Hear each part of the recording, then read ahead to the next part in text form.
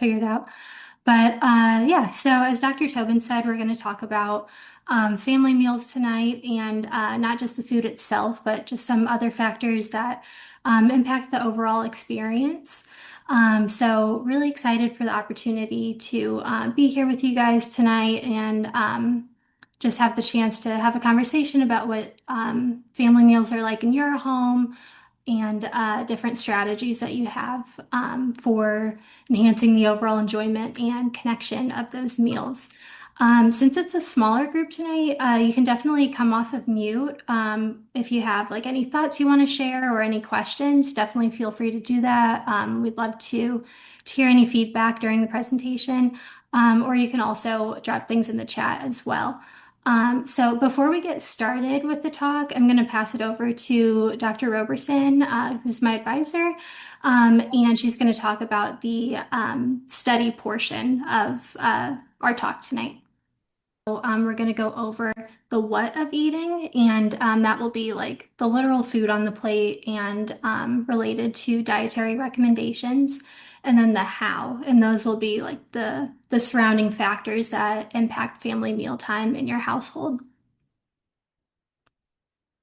So by the end of our talk tonight, it's our hope that you'll be able to know the components of a balanced, nutritious meal, understand the characteristics of a meaningful family mealtime experience, and then envision your ideal family mealtime experience. Okay, so we're gonna kick things off with a quick imaginative exercise. So I'm gonna invite everyone to just pause for a moment. If you feel comfortable, you can close your eyes and just imagine your dream meal and what that looks like. So really like think of the details there, like the colors that you'd be seeing on the plate, the details of the food. For example, like if it's grilled chicken, there'd be grill marks there. Maybe there's steam coming off of the food. You can think of any garnishes that might be on top, the aroma that will fill the room to really engage your senses. So just take a moment to reflect on that.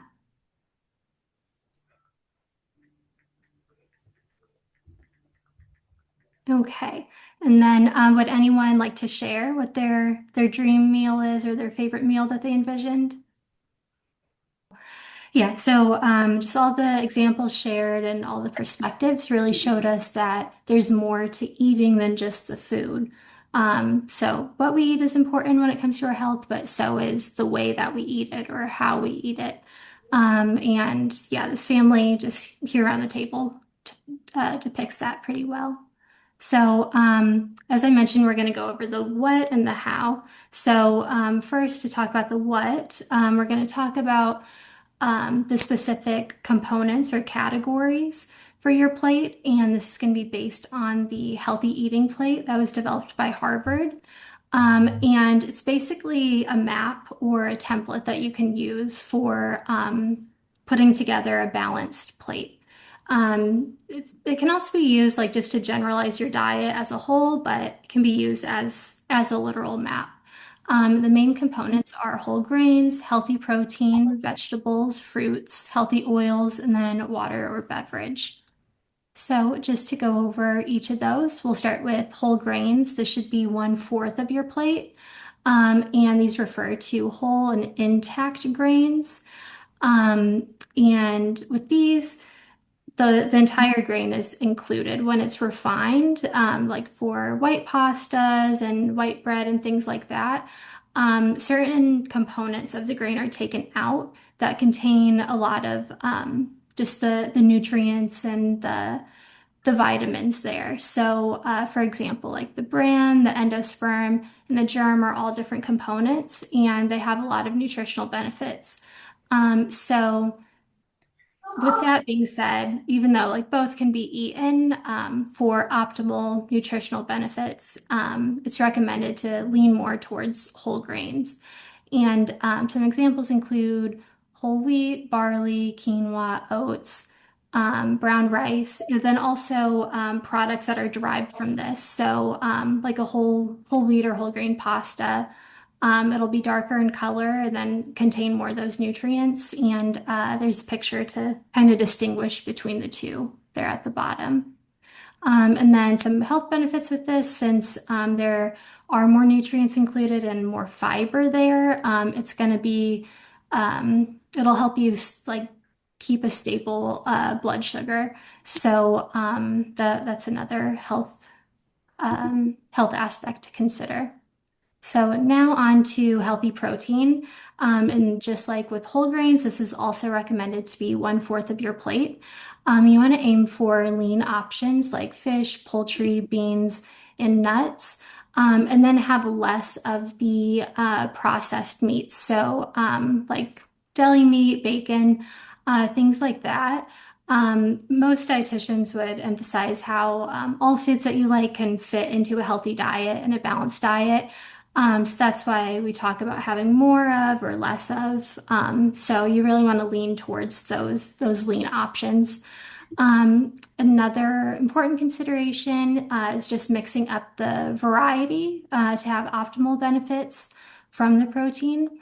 And then considering the cooking method. So if you have um, poultry or like a lean cut of fish, if you bake it versus if you fry it. Of course, they're obviously both going to taste different. There's different reasons for doing both. But with that being said, the health profile of it will be a bit different too. Okay, so now on to fruits and vegetables, and I have them combined here because for most lunches and dinners, especially dinners, you typically wouldn't have like a side of like you wouldn't put berries on your plate usually with like other more common uh, dinner foods. So you can think of these two as combined. So it could be all vegetables on that side, or if you have like fruit throughout the day, that fulfills the requirement as well. There's different colors of fruits and vegetables, as we know, and they can be indicative of different health properties and health benefits. So, to shoot for more variety, you can think of eating as many colors as you can, and that's kind of a fun way to monitor. And then here's just an example of the different like mix that you can have on your plate of it being like mostly vegetables, a mix of vegetables, or even a mix of fruits as well. Okay, so then on to healthy oils. The healthy oils are going to be those that are high in unsaturated fats, meaning they're mostly they're going to be liquid at room temperature. So these are going to be like olive oil, avocado oil. You can also get in some foods like fatty fish, like salmon. And these have a variety of health benefits like lowering your cholesterol, reducing inflammation, and then improving and supporting overall cardiovascular function. Another health benefit of these is neutralizing free radicals. Dr. Roberson, if you want to expand a bit on that with the example that you have. Yeah, absolutely. The way that I think of free radicals, they're caused by stress. One of the many reasons stress is so bad for us, but also during periods of illness or when we have chronic inflammation. And so there are these, crazy compounds that are almost cut loose in the body like a stray bullet. That's how I tend to think of it. And because they're loose, they are bouncing around and damaging individual cells and organ systems. And they're really problematic. So what these foods do, they actually have the capacity to neutralize those harmful chemicals, so they're still in the body, but they're not doing the damage that they would. So they're really protective in that sense. So I hope that metaphor, it made sense to me. I hope it makes sense to you. Yep, thank you for your insight on that. Okay, and then now on to the last category, which is your water or beverage. Based on the Harvard Healthy Eating Plate, water is the best way to stay hydrated, and that's the drink that they recommend. But they also account for some other drink options that could be had in moderation. So their recommendation for milk or dairy-based drinks is 1 to 2 servings a day. Juice up to 1 glass a day, and then sugary drinks would be one of those options that you'd want to limit or have less of. Then on to next slide here. You can also monitor your hydration or guess support your hydration needs through your diet as well. So fruits and vegetables that have a high water content, those are really great at supporting hydration. Um, and then, like for those who aren't big water drinkers, there's different flavor enhancers that can be used. It's recommended to try and aim for one that is low in sugar, zero sugar, or like a lower calorie one. And then some examples of the different foods are up here. So, in addition to the fruits and vegetables, there's also Jello that can help with hydration, soups, stews, broths, and yogurt as well. Okay, so now on to the physical properties of the foods. So these are just some of the sensations involved with eating. So just to briefly go over them, we have taste, of course. Which is going to be based on the flavor qualities of the food as well as the flavor intensity of the food. So, if you're seasoning it a certain way, depending on how much seasoning you use, that's what we mean by intensity. The main different flavor qualities are sweet, salty, bitter, sour, and umami. And research has shown that there's different parts of the tongue that are kind of more so tied to the different taste qualities. We also have smell. So this is going to be the aromas, or if it's food that you don't really like, you might call it an odor from the food and from cooking.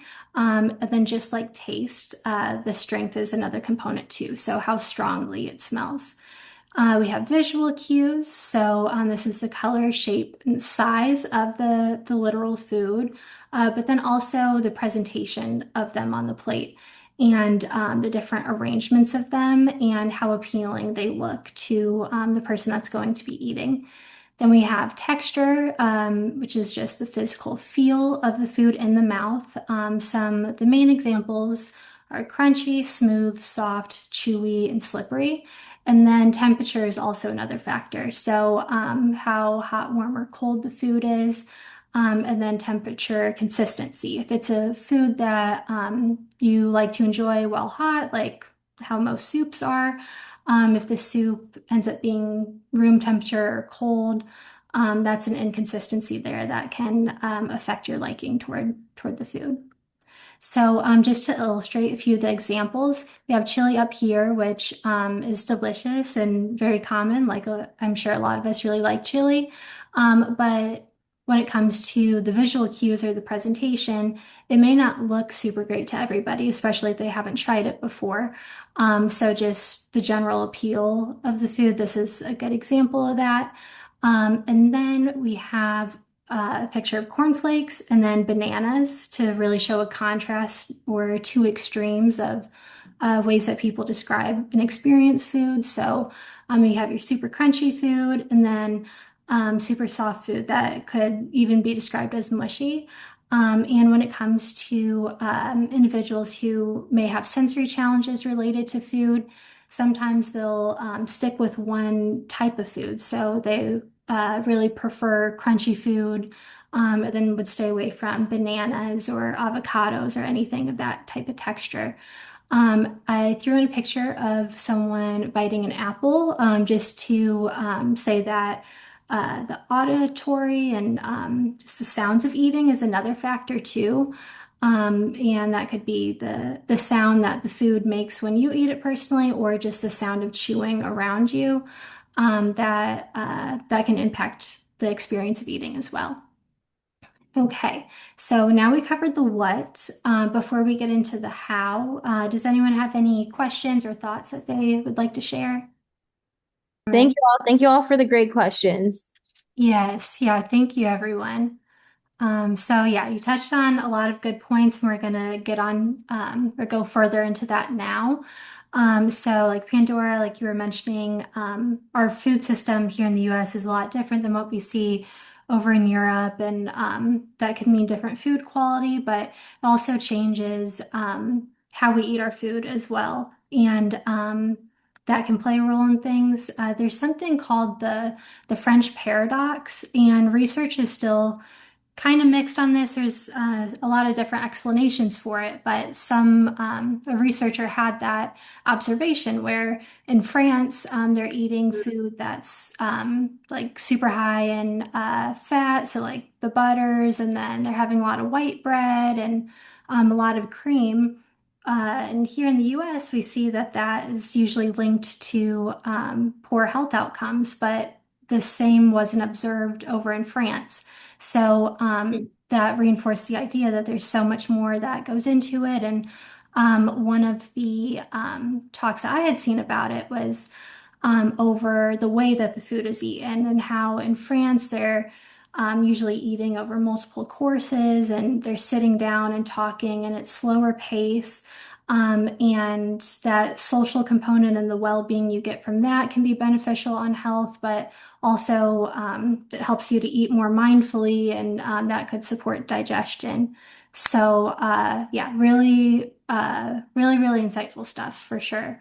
So just to get into the how of our family meals, I'll first define something called commensal eating, and that's simply just the practice of eating with others. And it's been observed across time and through cultures. So some of the pictures that I have up here, just to show the diversity and the history of it, dates as far back to early civilizations like hunter-gatherers having eating circles with each other, to the medieval times in the big banquet halls and then today, like modern day potlucks. But whenever you're just sitting down, congregating with others over a meal, that's commensal eating.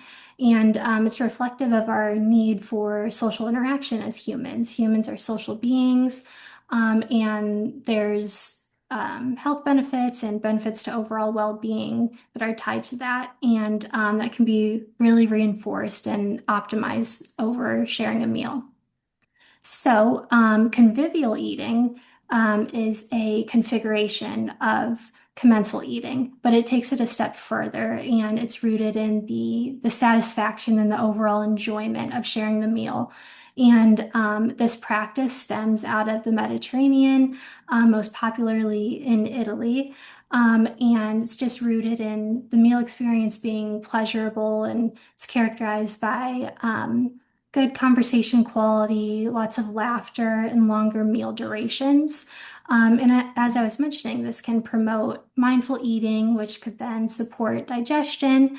And then it enhances connectivity further. So if you're sitting down and sharing a meal with someone, you're connecting. But with convivial eating, it's more of an intentional connecting, and you're really present with your loved ones or friends or just whoever you're sharing the meal with. Okay, so these pictures here really do a good job of contrasting between the two. So over here, where the family's on their phone, this is commensal eating. They're around the table with one another, they're eating with each other, but they're not present and they're not engaged with one another. Over to the right, we have convivial eating. This is still commensal eating because they're eating with each other, but it's more characteristic of convivial eating. You can see the just the intention there and the presence and the joy on everyone's faces. And they're really valuing the time around the table with their loved ones.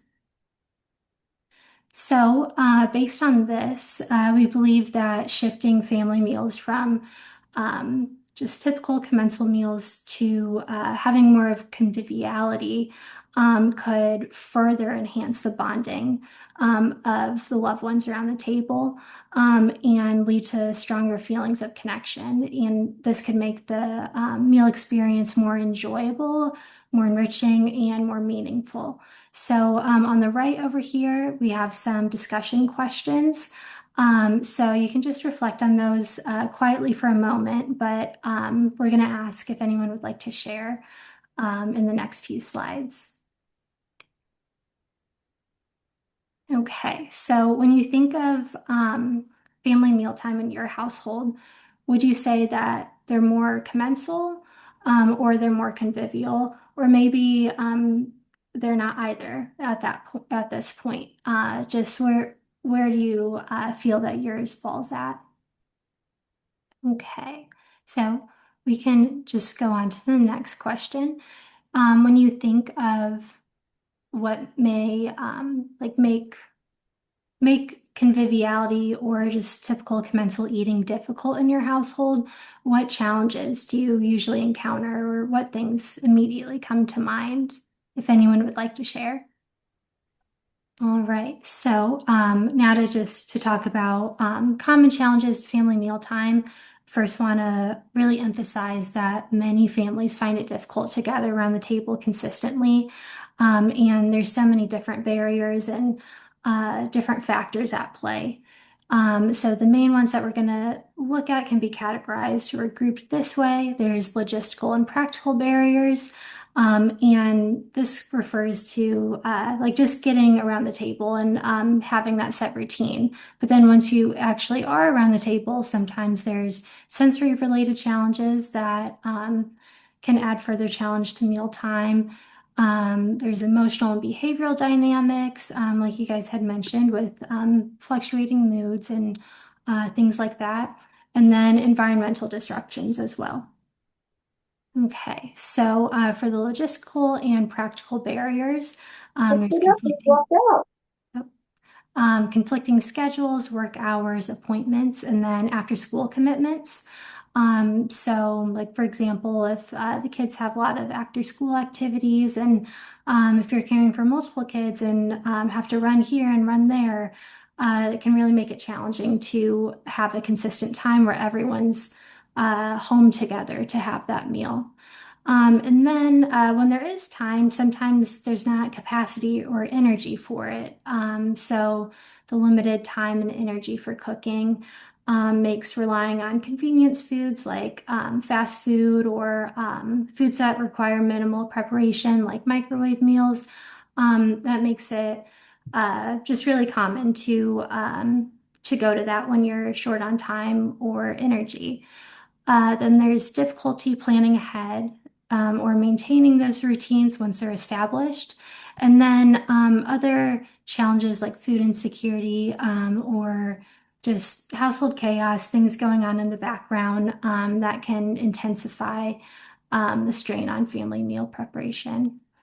Then we have emotional and behavioral dynamics, like we had talked about. So, stress, anxiety, or frustration during meals. And this could be something from earlier in the day that people are carrying with them, or it can arise from the meal itself and maybe feeling frustration or tension in response to like a picky eater or something similar to that, or just having trouble having the kids sit still, stay engaged, and try new foods.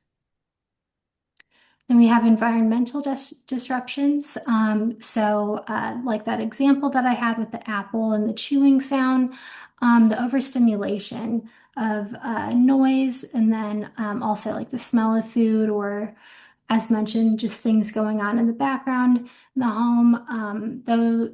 Those can impact the experience of the family meal. Then we also have technology and then other distractions that maybe like they're just on in the background and it's no big deal, but then other times maybe everyone's watching the TV and no one's talking to one another.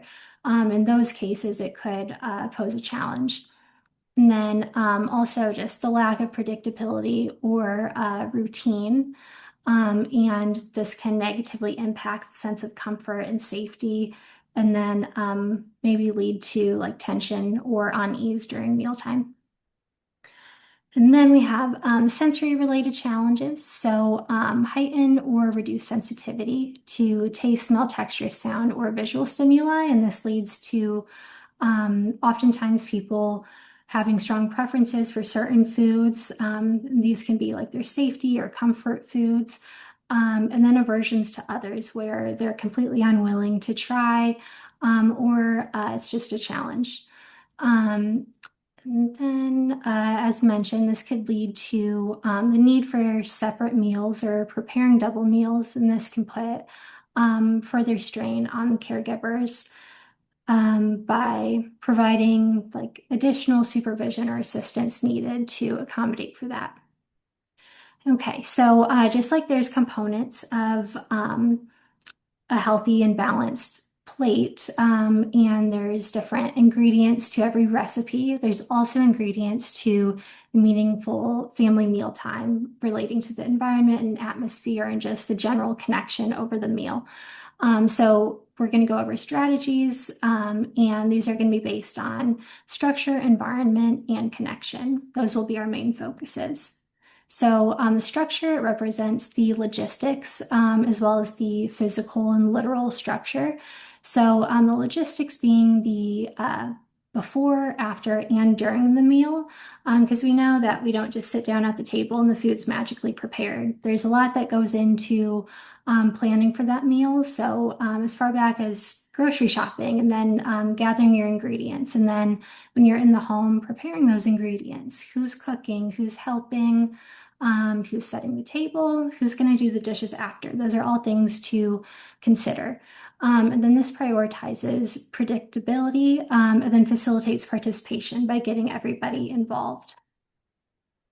So some strategies are to establish a consistent shared mealtime. If the evenings are difficult with conflicting schedules and just doesn't work well for your family, sometimes families have more time during breakfast before everyone leaves for the day.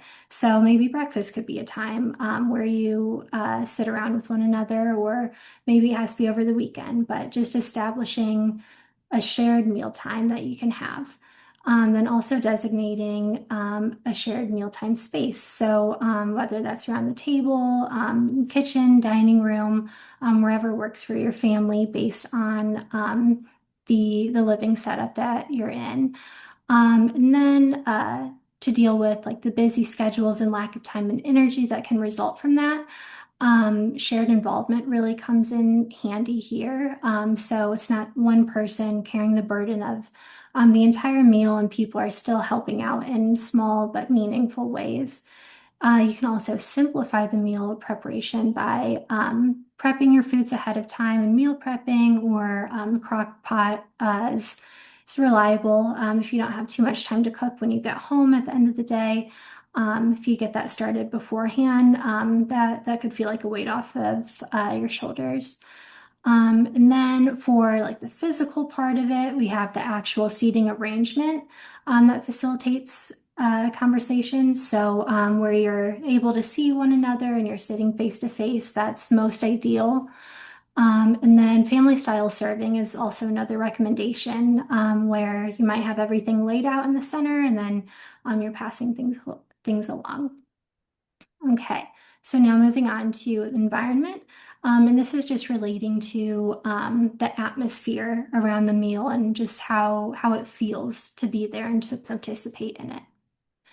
Some strategies include beginning with a small ritual. Many families find their family identity in this, and that just refers to the creative ways that you've made just a mealtime experience in this space unique, sacred, or fun, and specific to your family. So you could open with gratitude or prayer. Both are just common ways, or even just a deep breath or a shared smile and acknowledgement of everyone at the table. Another strategy is to incorporate foods or traditions that feel familiar and feel like your family, just to boost more comfort during the meals.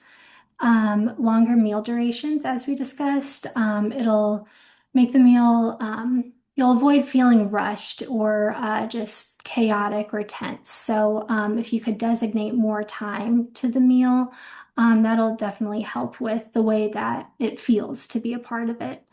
And then to model respect and calm, and then combat the rushed feelings. Say you do only have like a half an hour together around the table, or you're hurrying everywhere.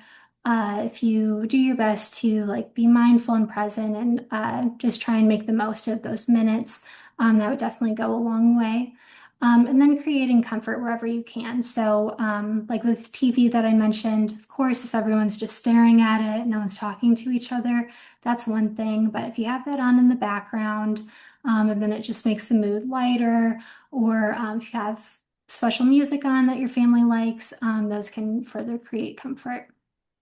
Then we have connection, and then this refers to the emotional warmth and the conversation quality and sense of belonging associated with the meal. So this is just how much everyone's paying attention to each other and how engaged they are during the family meal. So eliminating distractions that are stealing attention, not just being there as like background noise. So having the TV off. It's common for families to implement a no phone rule at times, just so everyone who's physically there is also there with their minds too, and everyone's engaged. And then you could also consider further planning for conversations to boost intentionality in your communication. So, some examples just include small things like instead of asking, like, "How was your day?" Someone says, "Good." A lot of times the conversation might just end there. But if you ask what was the high and low of your day, that could easily facilitate more communication and a more in-depth conversation.